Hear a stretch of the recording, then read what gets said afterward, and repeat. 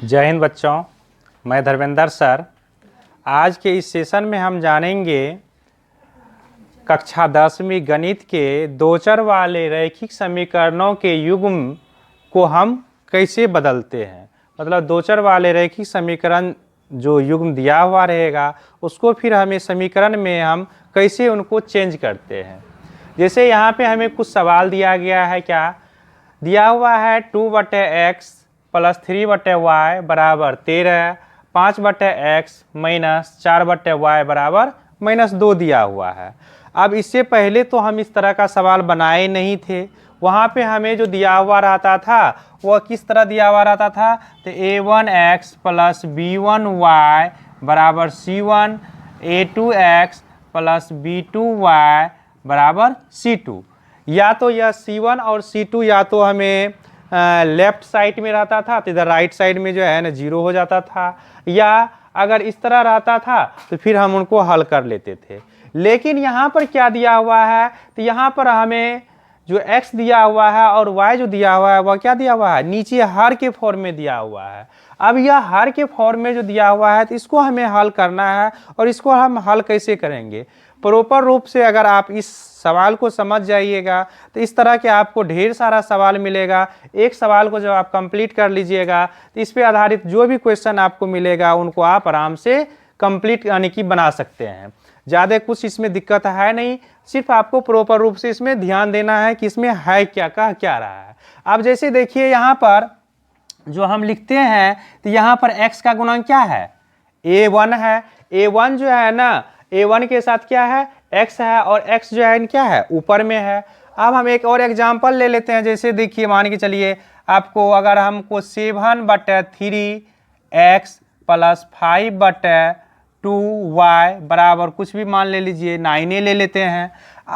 और दूसरा ले लीजिए 6/5x प्लस 3/4y बराबर 7।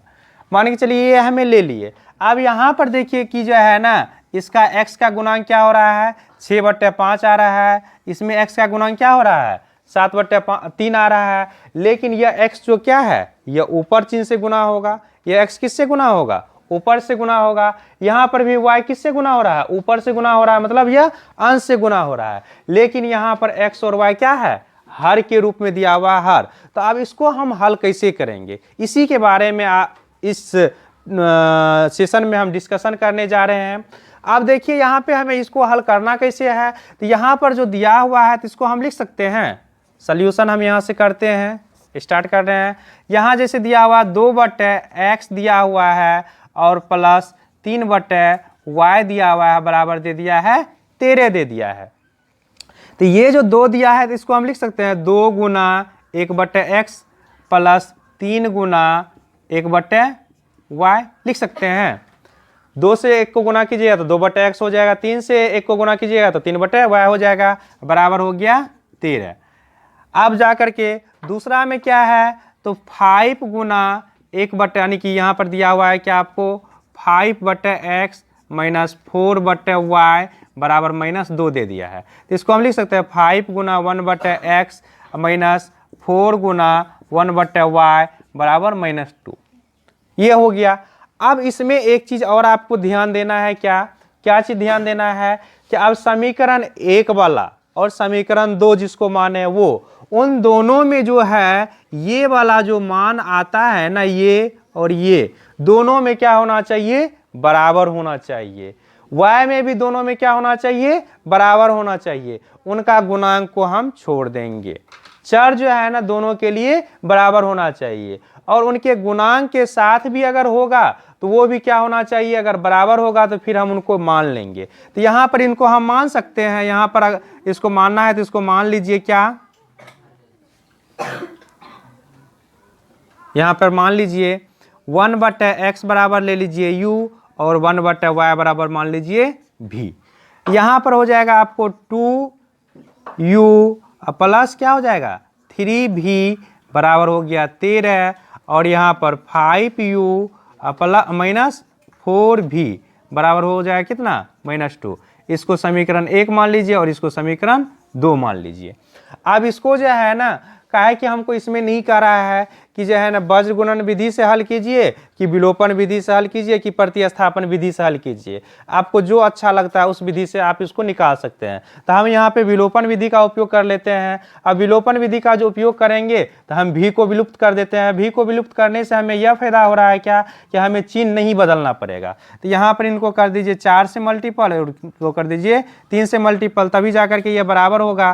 तो 4 दूना 8 u प्लस 4 तिया 12 भी बराबर हो गया 13 चौके 52। 3 से कीजिएगा तो 5 तिया 15 u माइनस 4 तिया 12 भी बराबर हो जाएगा कितना माइनस 3 दूना 6। अब यह क्या कीजिए जोड़ने पर अब यहाँ पे जोड़ेंगे तो चिन्ह नहीं बदलता है मेरा, तो यहाँ हो जाएगा कितना 8 5 13, 3 हासिल बचा 1 1 2 2 23 u हो गया। और यहाँ पर हो जाएगा कितना 12 में से 6 गया तो यहाँ पर हो जाएगा 6 4 46। तो u बराबर हो गया 46 बटे 23, 23 दूना 46। तो u बराबर हो गया कितना 2 हो गया। u का मान कितना निकल गया 2 निकल गया। और फिर अब समीकरण 1 में u का मान रखने पर समीकरण 1 कितना है तो 2u प्लस 3v बराबर है 13। तो यहाँ पर क्या हो जाएगा 2u का मान 2 प्लस 3v बराबर हो गया 13। तो 3v बराबर हो जाएगा 13, आई 2 दूना 4, तो 4 इधर घट गया तो 3v बराबर हो गया 9। तो v बराबर हो गया 9 बटे 3, 3 तिया 9। तो v बराबर कितना निकल गया 3 और u बराबर कितना निकल गया 2। ये अभी तक मेरा जो है इनका मान पूरा नहीं निकला है। अब पूरा हमें u और v का ही सिर्फ यहाँ पे मान निकला है जी, लेकिन हमें मान निकालना है किसका x और y का मान निकालना है। तो अब जाकर के देखिए कि u बराबर आप क्या माने हैं, u बराबर हम माने हैं 1 बटे x। तो u के जगह पे जो है कितना रख दीजिए 2 रख दीजिए। तो 2 बराबर हो गया 1 बटे x, नहीं है बटे में 1 है, दोनों को उलट दीजिए। तो 1 बटे 2 बराबर क्या हो जाएगा x बटे 1। तो x बराबर हो गया 1 बटे 2। उसके बाद v बराबर निकला है 3। तो 1 बटे y बराबर माने हैं क्या v। तो 1 बटे y बराबर v का मान कितना निकाले हैं 3। तो 3 बटे 1 कर दीजिए। तो y बटे 1 बराबर हो जाएगा 1 बटे 3, उलट गया तो y बराबर हो गया 1 बटे 3 और x बराबर हो गया 1 बटे 2। आप इस क्वेश्चन को अगर प्रॉपर रूप से अगर कंप्लीट कर लीजिएगा तो इस तरह के बहुत सारे क्वेश्चन मिलेंगे। कभी आपको रूट के फॉर्म में दिया जाएगा, दे देगा आपको 5 1 बटे रूट x प्लस 3 1 बटे रूट y, और यहाँ भी दे देगा आपको 6 1 बटे रूट x और फिर 3 या 4 1 बटे रूट y। अगर इस तरह का दिया हुआ रहेगा तो आपको क्या करना है 1 बटे रूट x और 1 बटे रूट y बराबर कुछ मान लेना है और उसके बाद समीकरण बना करके हल कर देना है। लेकिन एक चीज और यहाँ ध्यान देना है क्या कि जब भी आप मानिएगा तो यह दोनों में जो है ना यह बराबर चिन्ह रहना चाहिए। अगर इसके साथ आप गुणांक भी ले सकते हैं, ऐसा नहीं है कि सिर्फ हमें चर को ही मानना है, इनके साथ जो अचर गुणांक रहेगा उसको भी लेकर के हम मान सकते हैं, लेकिन दोनों समीकरण में वो चीज मिलना चाहिए, तभी जाकर के जो है ना आपका सही होगा, नहीं तो फिर गलत हो जाएगा। तो इसको प्रॉपर रूप से कंप्लीट कर लीजिए। जो उदाहरण है वो उदाहरण 18 है। इसमें अब हम वीडियो को स्टार्ट करते हैं। कह रहा है क्या कि निम्न समीकरण युग्म को रैखिक समीकरणों के युग्म में बदलकर हल कीजिए। यानी कि ये जो हमें दिया गया है समीकरण जो दिया गया है ये अभी प्रॉपर रूप से जो है दो चर वाले रैखिक समीकरण में नहीं है। इसको हमें करना क्या है कि सबसे पहले इसको हमें रैखिक समीकरण युग्म में बदलना होगा। अब पिछले भी क्लास में हमने जब उदाहरण 17 बताए थे तो उसमें भी बताए थे कि इनको हम जो है दो चर वाले रैखिक समीकरण युग्म में कैसे बदलते हैं। इसमें भी फिर हम इनको पहले प्रॉपर रूप से दो चर वाले रैखिक समीकरण युग्म में बदलेंगे और उसके बाद फिर इनका हम मान निकालेंगे, x और y का मान निकालेंगे। अब चलिए हम स्टार्ट करते हैं। अब यहाँ पर देखिए दिया है क्या कि यहाँ पे है 5 बटे x माइनस 1 और 1 बटे y माइनस 2 बराबर 2 दिया हुआ है। यहाँ है 6 बटे x माइनस 1 माइनस 3 बटे y माइनस 2। तो बताए थे क्या कि यहाँ पे जो मान रहेगा उसमें से अचर वाले को हम छोड़ देंगे और चर वाले दोनों में एक जैसा होना चाहिए। तो उतना बराबर हम कुछ मान लेते हैं। फिर y वाला में भी जो है ना, जो अचर वाला रहेगा उसको हम छोड़ देंगे और जो दोनों में बराबर मिलेगा उतना बराबर हमें मानना होता है। अगर हम चर भी रहेगा तो हम चर को भी साथ में ले सकते हैं। तो यहाँ पे इसको हम हल करने के लिए इसको हम लिख सकते हैं यहाँ पे 5 मल्टीपल 1 बटे x माइनस 1 प्लस 1 बटे y माइनस 2 बराबर 2, और इसको 6 मल्टीपल 1 बटे x माइनस 1 माइनस 3 मल्टीपल 1 बटे y माइनस 2 बराबर 1। अब यहाँ पर देख रहे हैं क्या कि 1 बटे एक्स माइनस 1 इसमें भी है और 1 बटे एक्स माइनस 1 इसमें भी है। तो हमें यहाँ पे 1 बटे एक्स माइनस 1 बराबर कुछ मान लेना है, और यहाँ पे है 1 बटे वाई माइनस 2 इसमें भी है और 1 बटे वाई माइनस 2 इसमें भी है। तो यहाँ पर हम मान लेते हैं,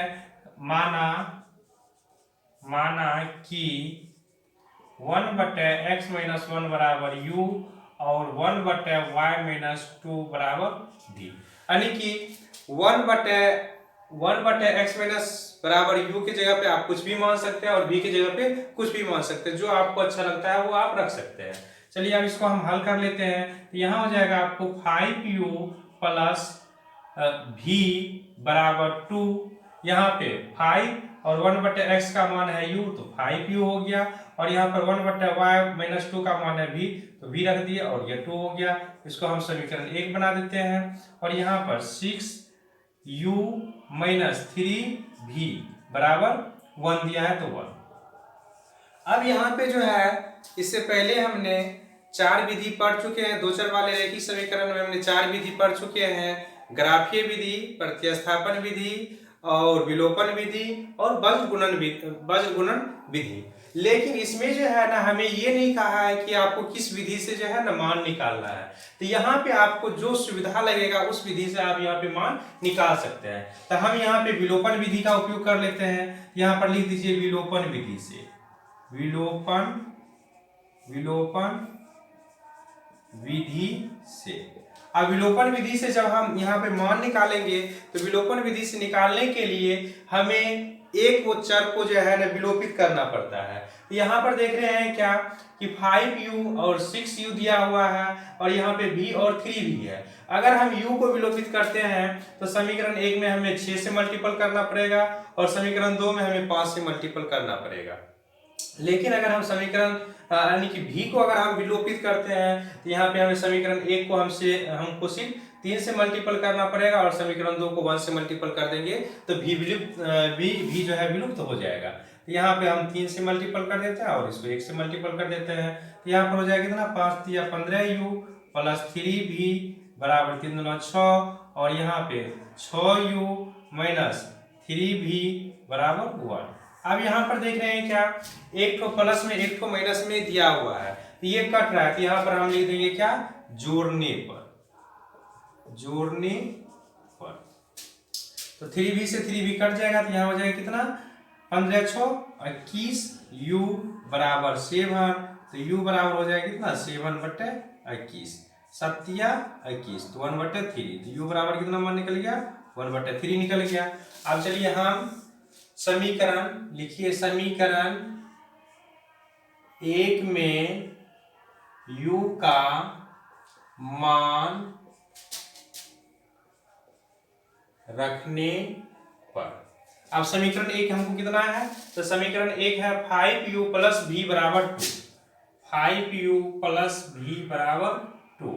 तो यहाँ पे u का मान कितना दिया हुआ है, 1/3 है, तो 5 मल्टीपल 1/3 प्लस v बराबर 2 हो गया, तो 5/3 प्लस v बराबर 2 हो गया, तो v बराबर हो जाएगा 2 और 5/3 को इधर ले आइए तो 5/3 हो गया, तो v बराबर हो गया लघुत्तम हो जाएगा 3, तो 3 दूना 6 माइनस 5, तो v बराबर हो गया 1/3 और u बराबर कितना निकल गया, v बराबर भी 1/3 और u बराबर भी आपको हो गया कितना 1/3 आ गया।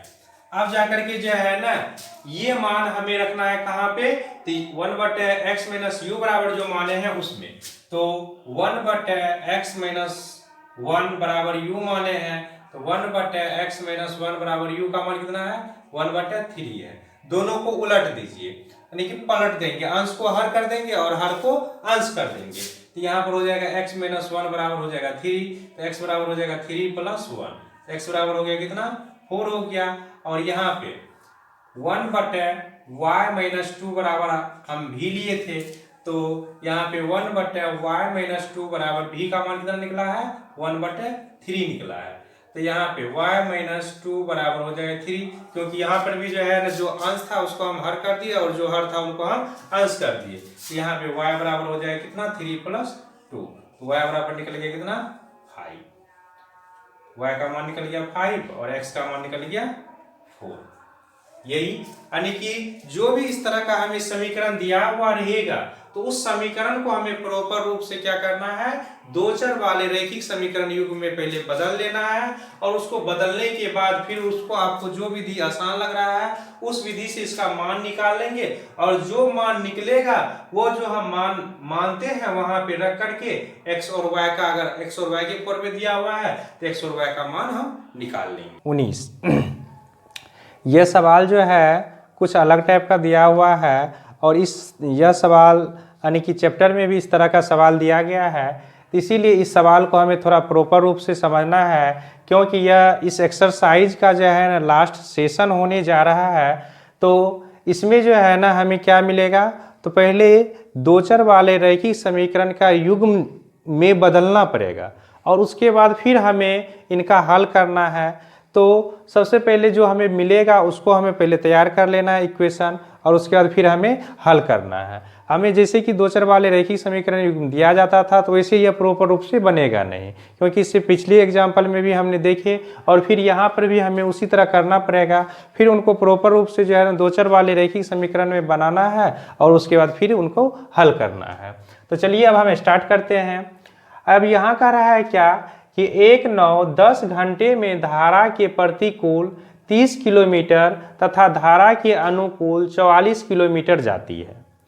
13 घंटे में वह 40 किलोमीटर धारा के प्रतिकूल और 55 किलोमीटर धारा के अनुकूल जाती है। तो धारा की चाल तथा नाव की स्थिर पानी में चाल ज्ञात कीजिए। अब यहाँ पे यह क्वेश्चन जो दिया गया है यह बहुत ही इंटरेस्टिंग क्वेश्चन है। क्यों यह इंटरेस्टिंग क्वेश्चन है, तो यहाँ पे कह रहा है क्या कि जैसे कि पानी जिधर बह रहा है, पानी में नाव चलती है, तो जिधर पानी बह रहा है उधर जो नाव जाएगी तो वह ऑटोमेटिक है, वहाँ पे जो है ना यानी कि कम समय में नाव अधिक दूरी तय करेगी। मतलब जिधर पानी बह रहा है, पानी के बहाव के साइड जब हम चलेंगे तो वहाँ पे कम समय में हम ज़्यादा दूरी तय करेंगे। लेकिन जब पानी के विपरीत दिशा में आएंगे, यानी कि मान लीजिए पानी जो है ना पूरब से पश्चिम दिशा में पानी बह रहा है, पूरब से पश्चिम की दिशा में, पश्चिम दिशा में अगर पानी जा रहा है, इस दिशा में अगर पानी जा रहा है और नाव को हम इस दिशा में ला रहे हैं, इधर जो है ना पानी जा रहा है,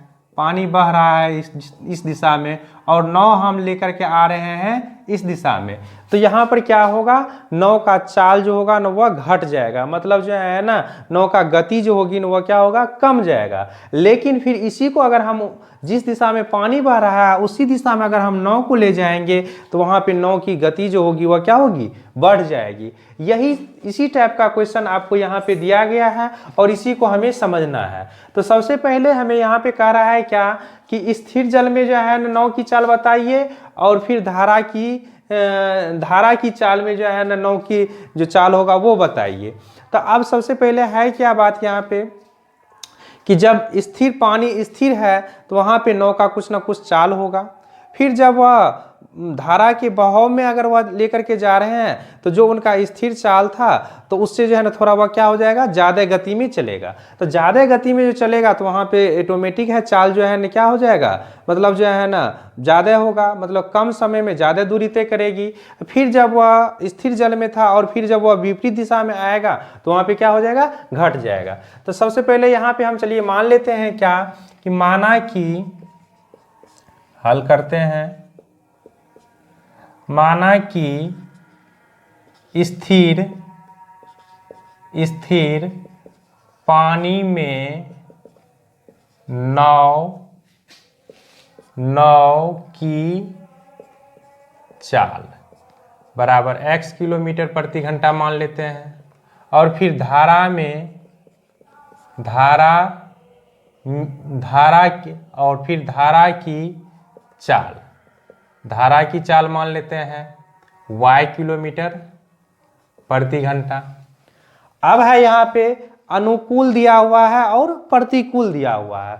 अब अनुकूल क्या होता है और प्रतिकूल क्या होता है? अनुकूल का मतलब हुआ क्या कि जिस दिशा में पानी बह रहा है उसी दिशा में हम नाव को लेकर के जा रहे हैं तो वह अनुकूल हो गया। और प्रतिकूल क्या हुआ कि जिस दिशा में पानी बह रहा है और हम उनके विपरीत दिशा में नाव को लेकर के, यानी कि चढ़ाव वाला स्थिति में हम नाव को जब लेकर के आते हैं तो उसको हम बोलते हैं प्रतिकूल। तो यहाँ पर अब हम लिखना पड़ेगा, ये तो हम मान लिए। अब यहाँ पर हमें लिखना है क्या कि धारा के अनुकूल, धारा के अनुकूल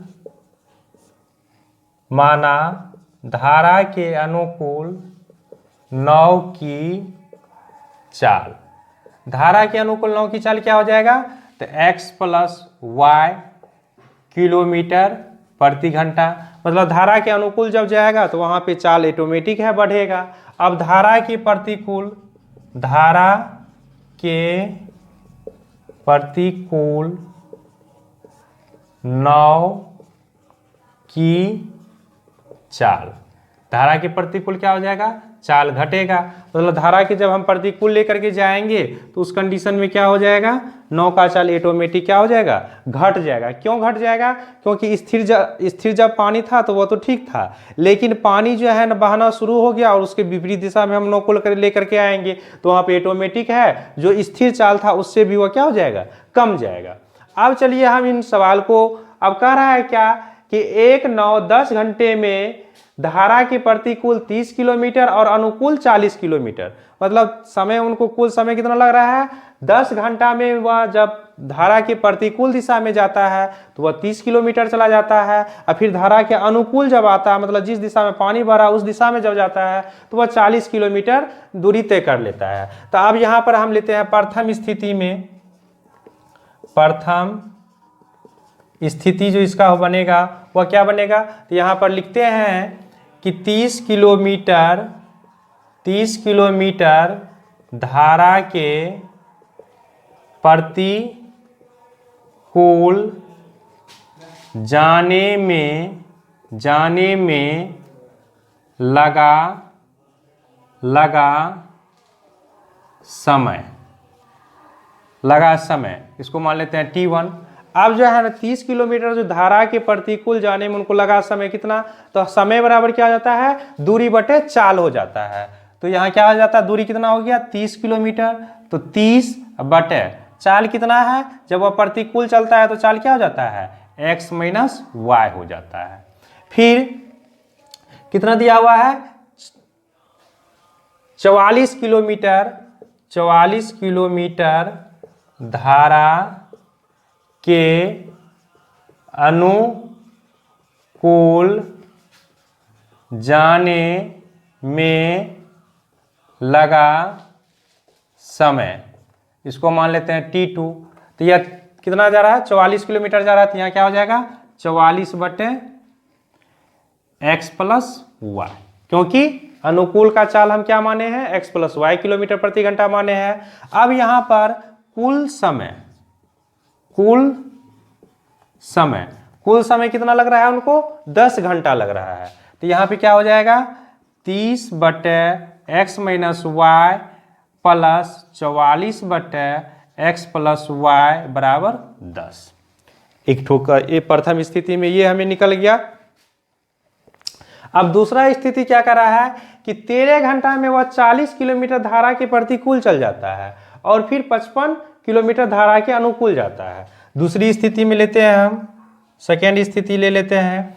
क्या है? तो यहाँ पर कितना किलोमीटर जा रहा है? यह 40 किलोमीटर धारा के प्रतिकूल जाने में लगा समय बराबर क्या हो जाएगा? यहाँ पे 40 बटे x, प्रतिकूल जा रहा है तो प्रतिकूल में क्या होता है? घट जाता है, तो x - y हो जाएगा। फिर कितना है? 55 किलोमीटर धारा के अनुकूल जाने में लगा समय बराबर 55/x प्लस y हो जाएगा। अब कुल समय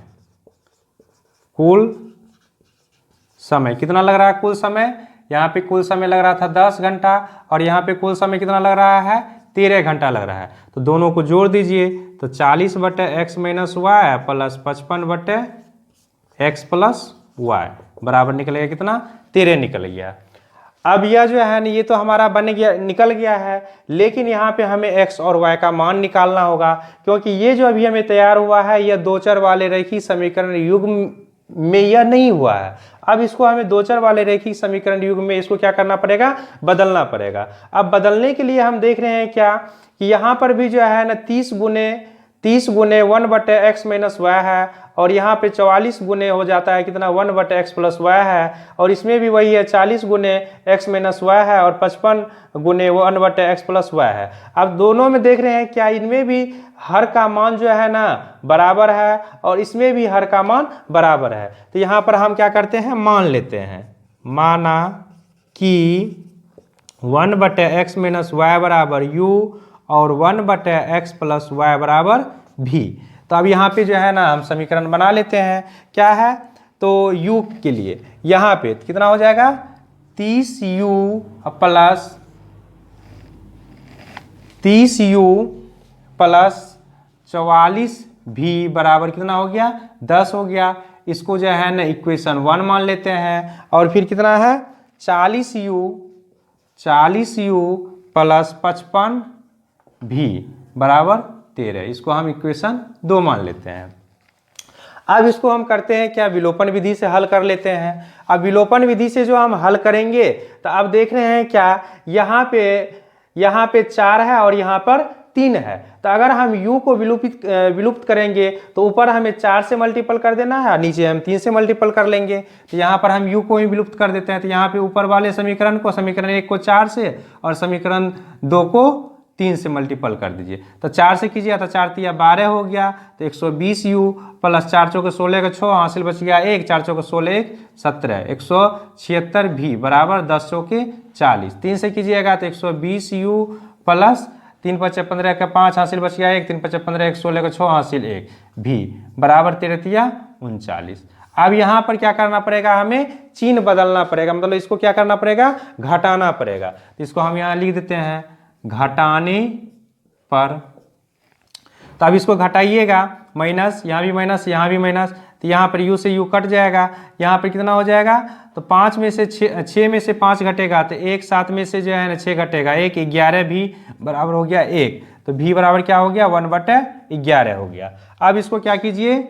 समीकरण 1 में v का मान रखने पर समीकरण 1 कितना है?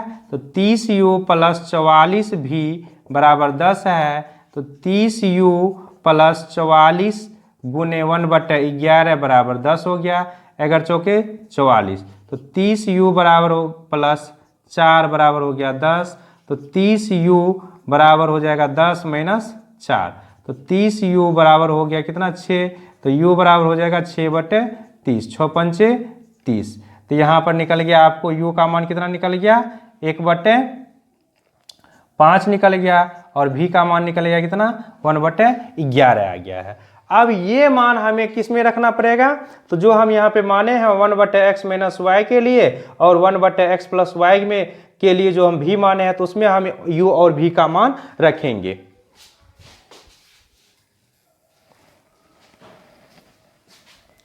चलिए अब यहाँ पे हम मान रख लेते हैं। क्या है? 1/x माइनस वाई बराबर क्या है? u है। तो 1/x माइनस वाई बराबर u का मान कितना निकाले हैं? u का मान निकाले हैं 1/5।